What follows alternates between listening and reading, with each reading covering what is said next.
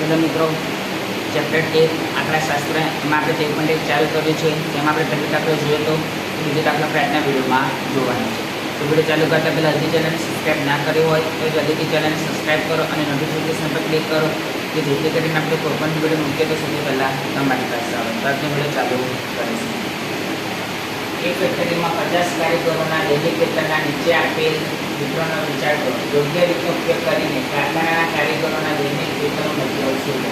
તો મિત્રો મધ્ય શોધો છે એટલે પહેલાં તો આપણે નક્કી કરવાનું કે આપણે કઈ રીત કરવાની, પદ વિચલનની રીત કરવાની કે ઇન્ટરનેટ પદ્ધતિની રીતે કરવાની।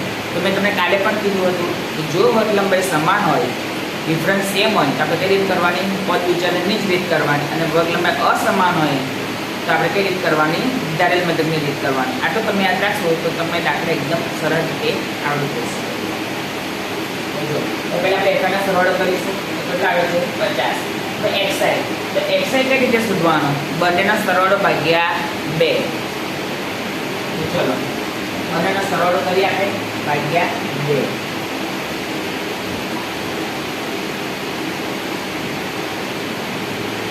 500 વત્તા 520 1020 ભાગ્યા 2 510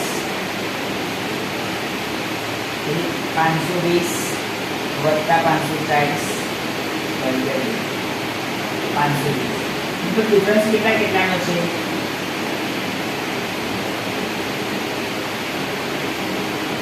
20 નો ડિફરન્સ છે, રાઈટ। તો ચલો 530 માં 20 ઉમેરો તો 550 550 માં 20 ઉમેરો 570 570 માં 20 ઉમેરો 590। આની ખબર પડી। હવે આપણે તો ખંડ બનાવવાનું uy is equal to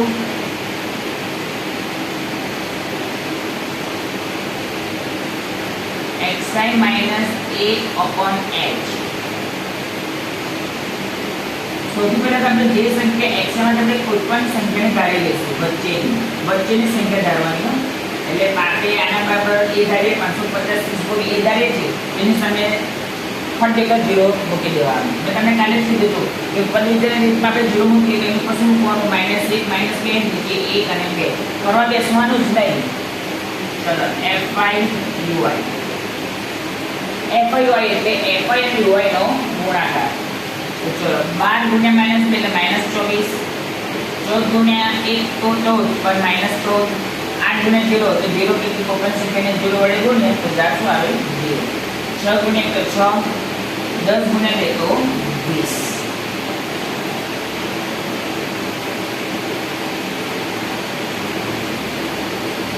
ચલો હવે આપણે fi નો સરવાળો કરીશું તો કઈ રીતે કરીશું,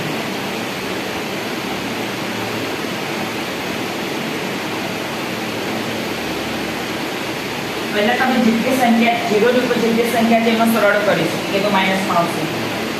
ચલો 24 વત્તા 14 38 પણ -38। ચલો હવે 0 ની નીચે જેટલી સંખ્યા છે આપણે એનો સરવાળો કરીશું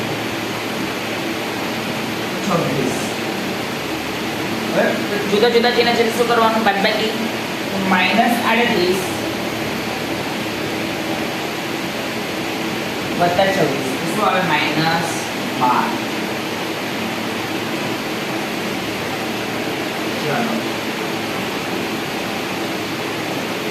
હવે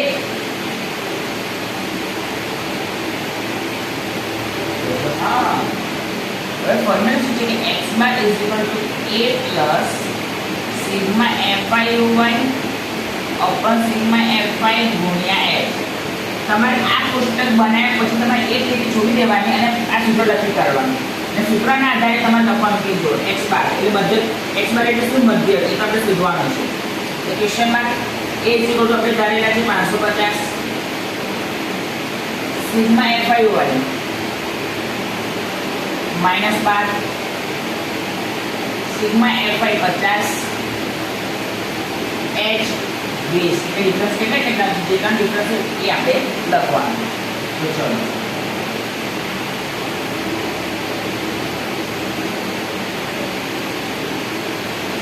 A is equal to 550 sigma FYUI -12 એટલે કૌંસમાં મૂકીશું. સિગ્મા FY 50 ગુણ્યા H 20. ચલો 0 0 તોડી ગયા.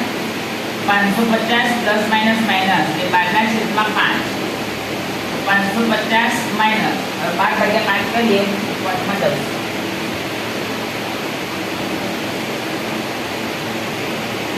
બે પોઈન્ટ 4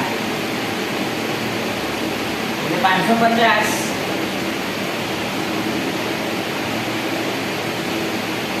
માઇનસ 2.4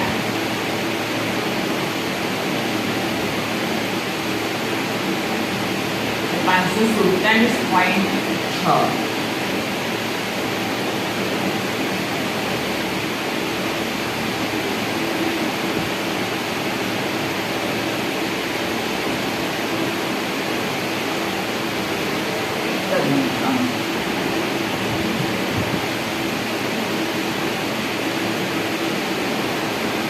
સોરી 12 આ પેપર આવી ગયા. 12 2 24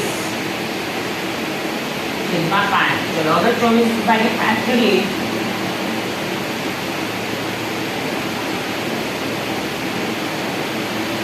4.8 હવે 550 માઇનસ 4.8 એટલે 545.2.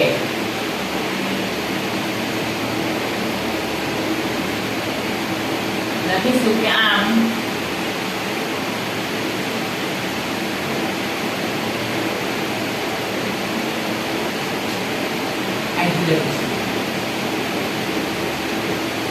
કારખાનાના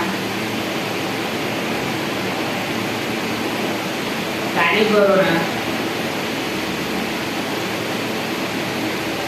દૈનિક વેતનનો મધ્ય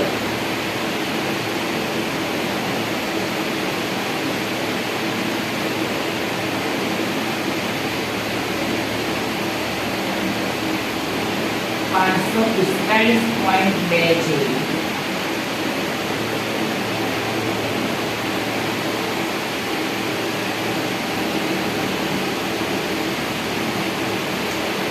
તો મિત્રો આજના વર્ડમાં એટલું જ. કાલે ફરી નવા વર્ડ સાથે